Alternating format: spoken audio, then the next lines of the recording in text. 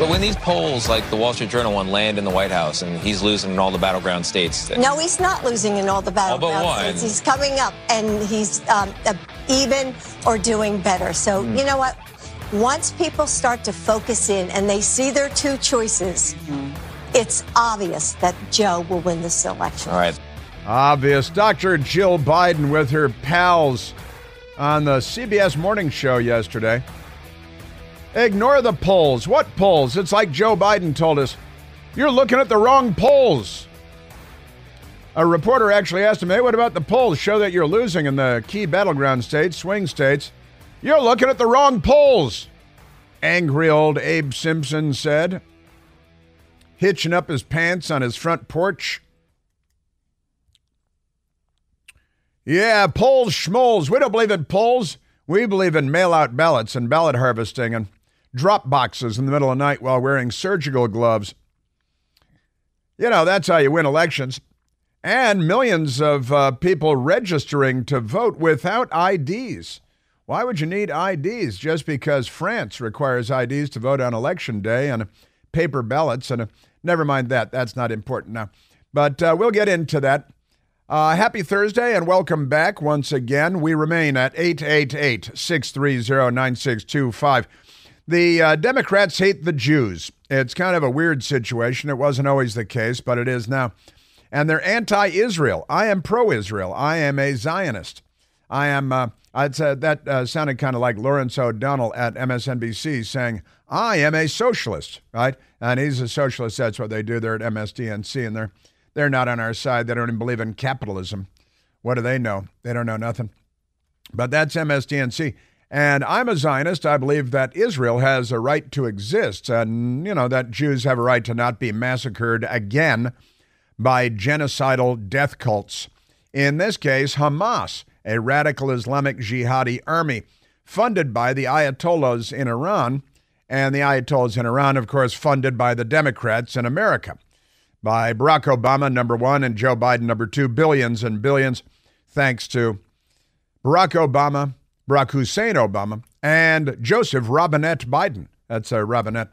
That's another thing. Now, let me get to some of the crazy media stuff here. We know that Hamas massacred 1,200 plus people on October 7th and mutilated genitally and otherwise, kidnapped, raped, tortured, murdered, because they're genocidal maniacs and a death cult. Now, the Democrat Party has decided that the bad guy here is Benjamin Netanyahu, the former Israeli commando whose brother was killed at the raid on Entebbe, and Benjamin Netanyahu, a strong leader for civilization. And make no mistake, Israel represents civilization on the edge of Apache country. They are Fort Apache, and the surrounding environs are quite hostile and violent and often genocidal. Also, by the way, Gaza borders Egypt, and Egypt built their wall even higher after all this started because they won't let a single Palestinian into Egypt. They know better. Why do they know better? Long experience. That's why they know better. Now, the anti-Israel Democrat Party, they like to veil it behind, oh no, we're not we're just anti-Netanyahu. We're just anti-strong leadership in Israel. Leadership that will actually defend Israel against its genocidal enemies and do what needs to be done.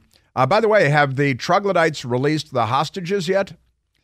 Have the terrorists, savages, kidnappers, rapists, torturers, murderers, mass murderers, genocidal lunatics from the river to the sea? Democrats chant from the river to the sea now, too. They've got all their teenagers chanting from the river to the sea. We're in a very dangerous time. Western civilization is teetering on the precipice. And Benjamin Netanyahu is not the bad guy here. He's not the villain of the story. But if you get your news, as a small number of left-wing lunatics do, from MSDNC and the likes of Joke Scarborough, who sits there with his semi-inflatable flotation device of a third wife, who doesn't know what month it is. But she does have a mind meld with the people in North Korea, according to her husband. Her latest husband, Morning Joke, on Netanyahu being the bad guy, the villain of the story. Now, and then I want to get into this Jose Andres thing, the Washington left-wing radical big mouth chef who's a political extremist. And 7 of his people were killed in an Israeli strike in Gaza because it's a war zone. And he sent these hapless people into the Gaza to serve gourmet meals to terrorists because, genocidal death cultists need a good meal too, is thinking Jose Andres. Then they get killed in a war zone. And guess what? It's everybody's fault but Jose Andres. Jose Andres sent them in there. It is 90% his fault. Why don't you send your fun kitchen people into Russia, just north of the Ukrainian border, and have them feed the Russian troops? They could use a nice Jose Andres meal too. What do you think? Maybe really, Jose Andres, you should go into Haiti because barbecue and the cannibals obviously could use a good meal too. They've resorted to eating people. So perhaps Jose Andres could be very useful in Haiti, too. Here's morning joke on that terrible, awful man, Benjamin Netanyahu, who is defending civilization against a genocidal army of troglodyte death cultists. Why would you allow this man to continue running your country when he is responsible? He's responsible. I think they're asking that question. When he is responsible. She thinks they're asking that question. For Hamas in being able to run loose in Israel. He is responsible. And commit the worst atrocities against Jews since the Holocaust. The Holocaust. He is responsible because they had elections in the Gaza. Hey, welcome to civilization. You got 25 miles of beachfront property on the Mediterranean. You got the sunset view every night. It's a wonderful place to be. An area more than twice the size of Washington, D.C., and you turned it into a blood-sopped death hole, and you elected Hamas, which is, in its charter, declares itself to be a genocidal death cult, genocidal racists who are there to destroy Israel and kill every Jew there, driving them from the river to the sea, as the Democrat kids say on campus these days. Wait, he is responsible? How does that make sense? It's like Pearl Harbor was responsible for the Japanese attack on December 7th, and New York City was responsible for the attacks of September 11th, 2001. New York is responsible. This is the rhetoric of Al-Qaeda and ISIS. This is the rhetoric that the angry Joe Scarborough has adopted to defend radical Islam, which all the Democrats are doing. Joe Biden gave Iran $6 billion for 5 hostages. He freed up the oil sales out of Iran to put billions more in their pockets. And, of course, the Obama-Biden administration, remember, they flew airplanes in with pallets loaded with cash, not even American cash, but euros wrapped in shrink wrap. Just amazing. They're funding the enemy, the number one enemy of civilization on the planet today, the Ayatollahs in Iran. Joe Scarborough on MSDNC. We know the nature of Hamas. Oh, we do? We know their stated goal has always been to kill Jews, to destroy Israel. Does that make them the bad guys? Netanyahu was funding them. Joe Biden's funding them. Netanyahu had their war plans. Netanyahu did nothing. Netanyahu, he did nothing. Was asleep at the switch when this happened. He's funding them? Well, Joe Biden is definitely funding them. Let me say it. And Barack Obama definitely funding them. Benjamin Netanyahu, you mean in providing humanitarian supplies that Hamas then steals from the people? And what the Washington Post today is a big story. Oh, no, they're hungry. And I love this is kind of an amazing thing. Here's the headline. It's front page above the fold, left corner. Gazans go hungry as aid groups step back. I'm sorry, Jose Andres and his kitchen are in there feeding the terrorist army, still dedicated. Have they released the hostages? Have the troglodytes released the hostages? Are they still torturing them and raping them? The answer is B and not A. And the Washington Post, Israel's war has wrecked Hamas civilian rule. Wait a minute. Israel's war has wrecked Hamas civilian rule with no alternative in place. Release the hostages, stop firing rockets. You know, they're still firing rockets and missiles into Israel, and they still have hostages, and they haven't surrendered anything. This was my plan from day 2. I'd say October 9th, after the October 7th attacks. My plan was, hey, release all the hostages, turn over the leadership of Hamas so they can stand trial, and then we can talk about maybe new elections. They gave you elections last time, and you elected Hamas. And then Hamas canceled elections from that point on because you elected troglodytes, you elected totalitarian mass murderers, but you elected them. Let's keep that in mind. In Germany, they elected the Socialist Workers' Party of Adolf Hitler, and we bombed them to smithereens. Haven't used smithereens in a long time. Yeah, it's smithereens. So this is amazing. Gazans go hungry as aid groups step back. Well, that's because Israel's the bad guy. Really? Israel's war has wrecked Hamas's civilian rule. That's civilian rule? Because Hamas's civilian rule got us October 7th. Those were the Hamas civilian rulers that launched that attack, plotted, planned, and executed that attack. There is no drought in northern Gaza, no natural disaster or crop failure, yet in less than 6 months of war, it has been pushed to the cusp of famine, a process that usually unfolds over years. Now, that's really wonderful, but that's because you attacked the much more powerful country next door, to whom you were dedicated to the total destruction, of whom you were dedicated to the total destruction. But never mind that, because, you instigated this, you incited this, you attacked the much more powerful neighbor, and now you're getting your butt kicked, and maybe you should release the hostages and hand over the leadership of Hamas. How about that? And then erase from your charter the call for the total destruction of the state of Israel and the genocide of the Israeli people. That might be a good step. Never before have we seen such rapid deterioration into widespread starvation. Sally Abi Khalil, Oxfam's regional director for the Middle East and North Africa, said last month. Maybe you guys should get a current quote. Maybe you should update your quote on this because, I got to release the hostages, hand over the leadership of Hamas, modify your charter to say that you're not dedicated to the total destruction of the state of Israel. Then they'll stop kicking your ass. Just saying. You picked a fight with the people that feed you. Obviously, biting the hand that feeds you. These are the people that provide you with electricity, that provide you with clean water.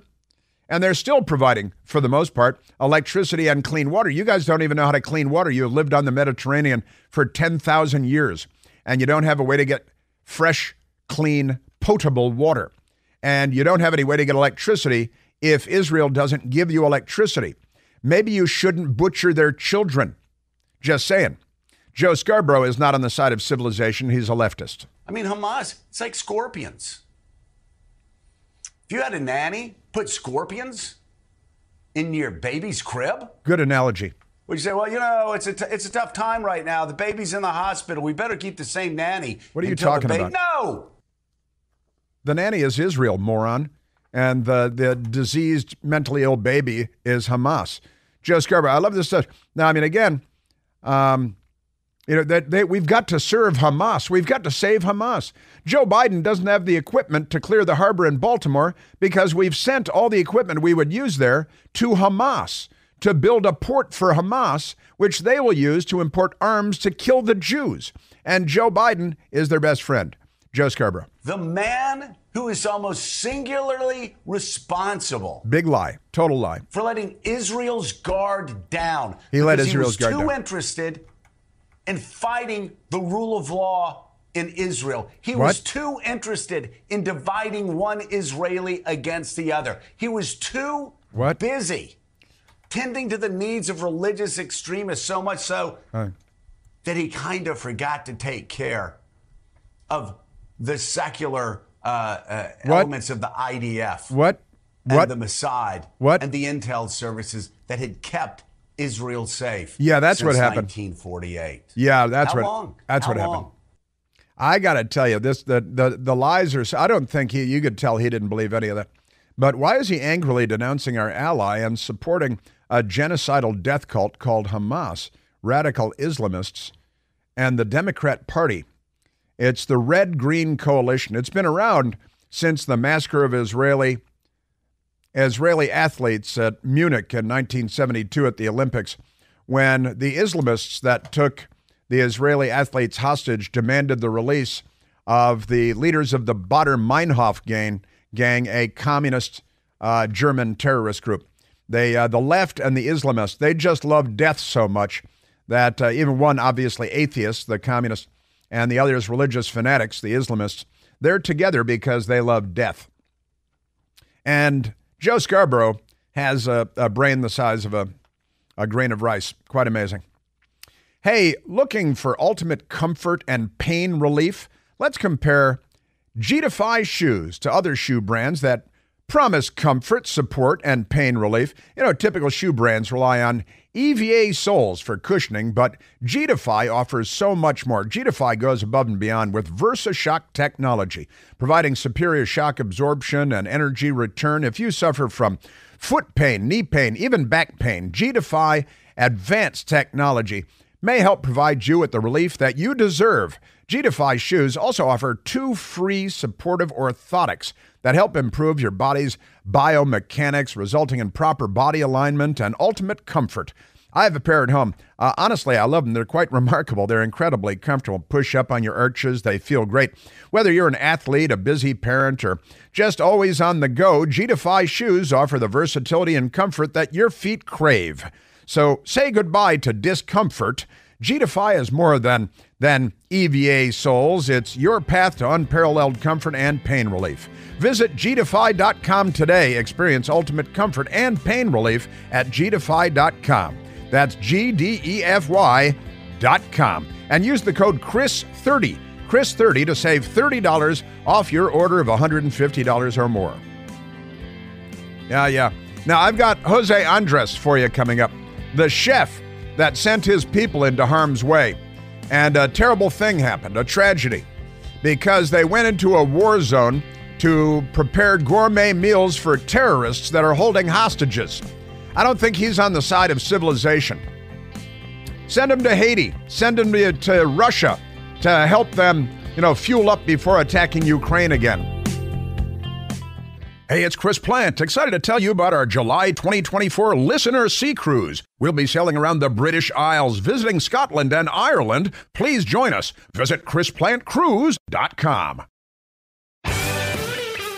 I've got a lot more for you on this topic. I'm going to get to the chef, Jose Andres, who should be ashamed of himself. Biden has secret plan to overthrow Netanyahu. And when will we stop calling terrorists terrorists? All of these stories, well, the Biden administration considers not calling terrorists if they stop shooting rockets at ships in the Red Sea.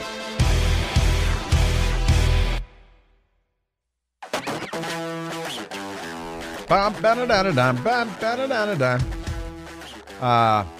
of course, unabashedly pro-Israel and anti-Hamas. It might have something to do with the fact that it took me a long time after September 11th to get the stench of charred human flesh out of my sinuses. When the plane crashed into the building and killed all those people. And I was working in the Pentagon and returned to work in my office in the Pentagon on September 12th of 2001. The building burned for quite some time after that, and took a good deal of time to clear the human remains out of and it was just down the hall from my office, from our office, and that might have made an impression on me, I'm guessing, driving into Pentagon's north parking lot when the plane hit the Pentagon on September 11th, and then back to work the next day at my office. And then, of course, the war that never ends, because the troglodytes are planning on waging war against civilization until the end of time, because they want to, like the communists, want to bring around totalitarian communism to the whole world, and they're never going to give up. The Islamists want to bring totalitarian Islamism to the world, and they're never going to give up. And I recognize that civilization hangs in the balance, and that civilized people, unfortunately, have to kill from time to time to preserve civilization itself. Israeli Prime Minister Golda Meir famously said, and this is off the top of my head, I haven't looked it up today, but something like, "We can forgive you for killing our children, but we'll never forgive you for forcing our children to kill your children." That's because Israel, Golda Meir, Benjamin Netanyahu represent the stalwarts of civilization, defenders of civilization, and the troglodytes represent the opposite of civilization. Just saying, because it's true. Now, Jose Andres is a celebrity chef. In fact, the Washington Post today calls him a celebrity. And, he owns restaurants. And he's very, very political, extremely political, left-wing political. And he has restaurants that are perfectly fine, but there are a lot of good restaurants that are not run by radical political extremists like Jose Andres. And Jose Andres decided to send 7 people, I think only one was an American, into Gaza to serve gourmet food to terrorists, radical Islamic jihadi terrorists who are genocidal anti-Semites. And I'm not in favor of that.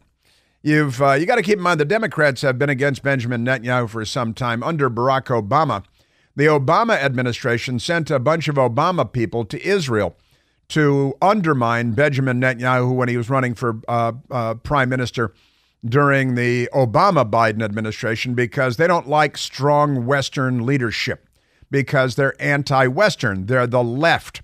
They are not liberals. They're the left. They are authoritarian and or totalitarian in their political and cultural and social orientation. The Times of Israel, a story from 2016, from July 12, 2016. U.S. funds aided 2015 campaign to oust Netanyahu, Senate probe finds. That's the U.S. Senate. A bipartisan U.S. Senate inquiry determined resources that ended up in V-15's hands, anti-Netanyahu, not illegal, but State Department chided for seeking to influence internal politics of ally.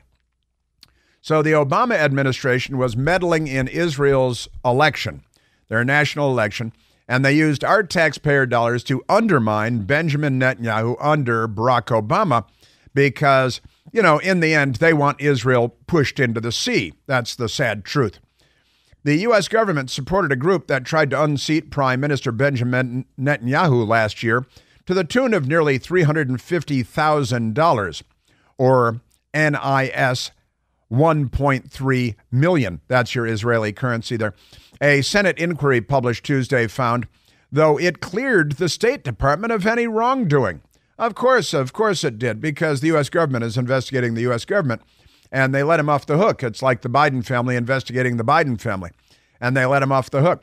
The bipartisan probe, was it an ever-expanding probe, found no illegal activity in funding the One Voice group, which became the V-15 campaign to oust Benjamin Netanyahu. Now, it's the Democrat Party meddling in foreign elections and using our tax dollars and our intelligence resources and so on to influence foreign elections. And then our intelligence community, of course, worked to influence U.S. elections corruptly, with the FBI meddling with Facebook and Mark Zuckerberg and Twitter. And back then, it was Rasputin that was leading them then when they were anti-free speech, tampering in the 2016 election with the reporting in the New York Post about the Hunter Biden laptop and so on. And then the 2020 election where penitentiary faced John Brennan, the communist voting CIA director under Barack Obama. They, the 51 signatories to that corrupt letter, running an information operation against the American people on the lead up to our presidential election. Just amazing. The Democrats are not liberals. They're the left, and they're not on our side. When I say not on our side, they're not on the side of the United States of America, and by extension, they're not on the side of Western civilization. They don't defend Western civilization. They don't believe in Western civilization. They really, really don't. It's amazing. It's tragic. It's almost impossible to believe. but they've proved it 100 times in 100 different ways. Now, the Daily Caller has another story. Biden administration considers not calling terrorists terrorists if they stop shooting rockets at ships. Sure, that sounds like a good arrangement.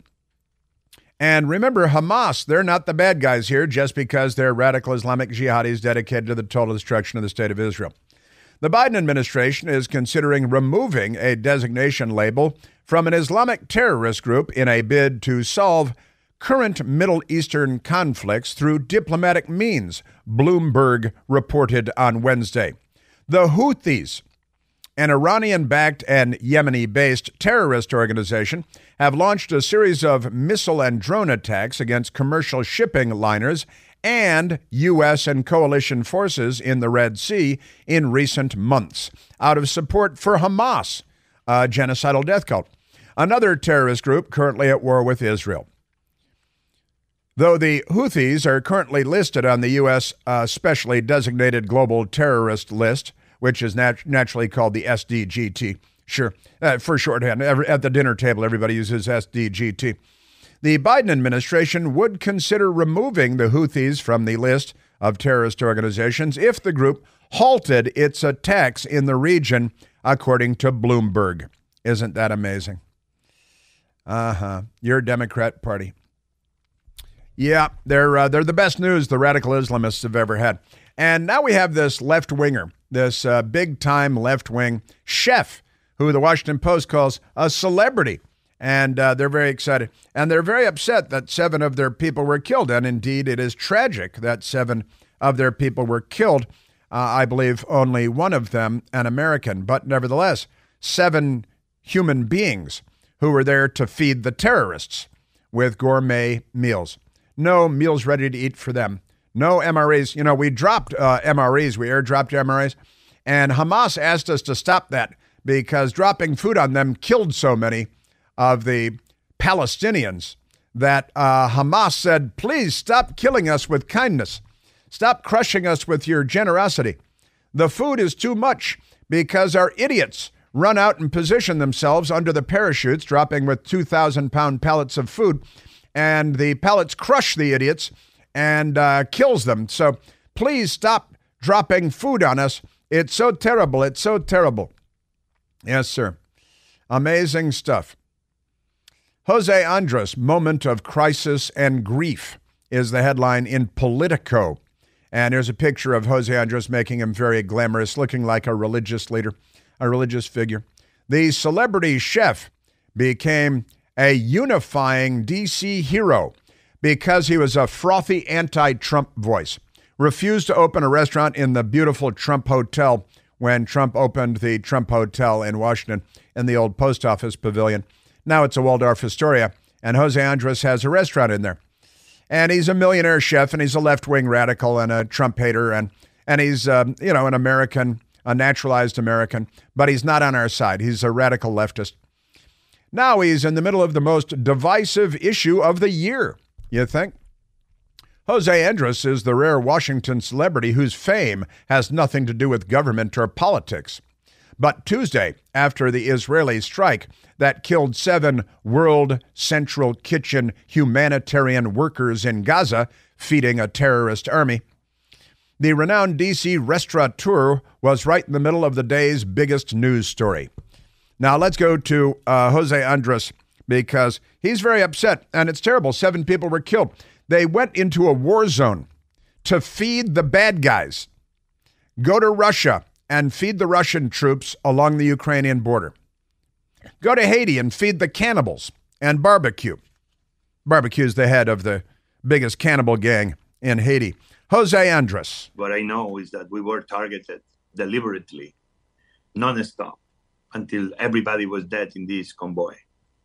That cannot be the role of an army. That cannot be the role of an army that has hundreds of drones above Gaza in any single moment. Really? Hundreds at any single moment. Hundreds above Gaza at any single moment. That's not true. He doesn't know what he's talking about. And he says, we were targeted deliberately. It was several vehicles. And 7 of his people Who was driving the vehicles? Who was transporting them? Were Hamas leaders?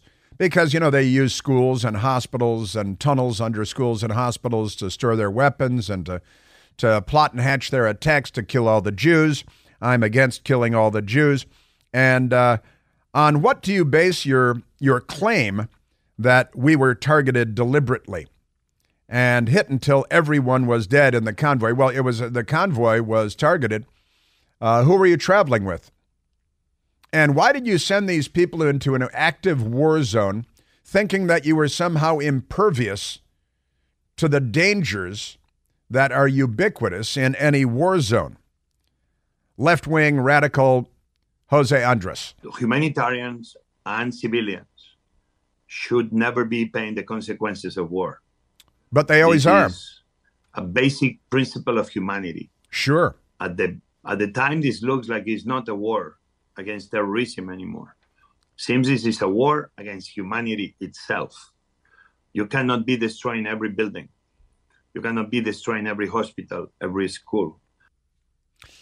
He's an ignorant man, a terribly ignorant, very political man. When the enemy uses hospitals, as we are with 100% certainty sure that they do, when we know that they use schools. The Israelis went and raided one of the hospitals, Al-Shifa Hospital, recently because it was the Hamas headquarters. And they went room to room and desk to desk. And it's not in doubt that the troglodytes use the hospitals and the schools as safe havens and dare you to hit them. And then people like Jose Andres and George Stephanopoulos and MSDNC and Joe Scarborough attack you if you kill the enemy. These are dangerously ignorant and dishonest people. I'm telling you about the Americans involved in this. Let's grab a phone call. Let's go to Jack, calling from Falls Church, Virginia, where the police were attacked last night by Democrats, injuring at least one police. But you're not talking about that. Jack, you're on the Chris Plant Show. Well, Chris, I got to say, you're more in tune with that than I am, because this is the first I'm hearing about this. So I hope everyone's all right. And, I'll have to look it up once I know what to call.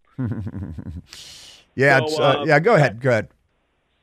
Well, there's some interesting parallels that we can draw from this with 1984. And if your listeners haven't read the book, I strongly recommend that they do. If I was mandated to read it in high school, I didn't. So I made up for it, and I read it this last year. Anyway, an interesting quote from George Orwell in this. To surmise, there's a constant war between these three nations. Oceania is always at war with Eurasia.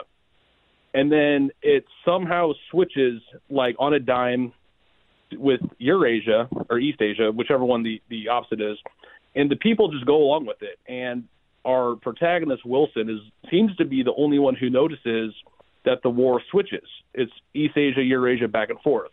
And one of the ending quotes about the war is, "The past was alterable. The past never had been altered. Oceania was at war with East Asia. Oceania had always been at war with East Asia." And I find it interesting how no matter what, whether it's Ukraine or Gaza, it's people will always pick one side or the other, which I think is the ultimate play. And it doesn't matter who we're at war with or who's at war with who. It's one side will always pick one side. The other side will always pick another side. So I think that it's very interesting, and I think that the American people need to really understand what's at stake here before they willy-nilly just pick a side. So I'm not on side with the terrorists, but I think that people need to really understand the potential of how involved we will get by just towing the party line. So just wanted to share that, Chris. No, I appreciate that, Jack. I honestly do. And you're right. 1984 by George Orwell was so prophetic in so many ways. And he was watching what was going on at the time. And he was writing about what was going on at the time in the 1940s in Europe. But we see that it is a pattern that repeats again and again.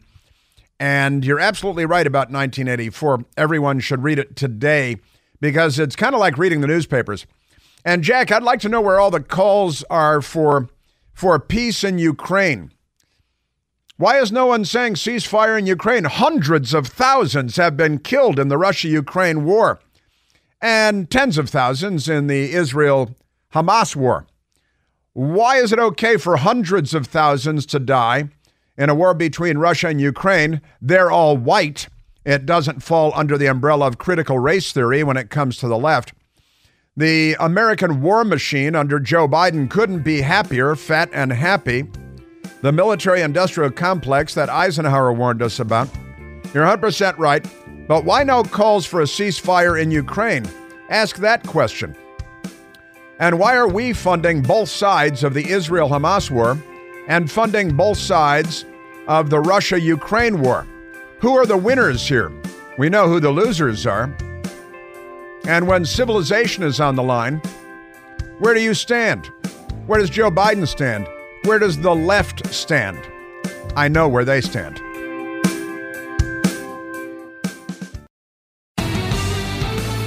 You know, there are American hostages being held by Hamas in the Gaza right now. And Joe Biden, from what I can tell, has not mentioned them since the State of the Union back on March 7th. And that was a throwaway line in a long, tedious, boring speech. But, you know, the American hostages being held by Hamas, it is torture, constant threat of death, sexual abuse, the families back here. And by the way, the news media doesn't mention them either. But American hostages being held by Hamas, along with Israeli hostages and hostages from elsewhere, and they've killed a number of them. And it's kind of an amazing thing that we have a media that doesn't talk about it. And we have a president that doesn't talk about it. And we have a press corps at the White House, for that matter, that doesn't talk about it. Because we're living in a very twisted and dangerous time, and it's all because of the left everywhere you look. Absolutely amazing. Your Democrat Party. It's now been more than 6 months, more than 180 days since October 7th and the savage attack. American hostages being held, president and a media not talking about it. It's good to be a terrorist right now. This is a heyday for radical Islam and for Putin.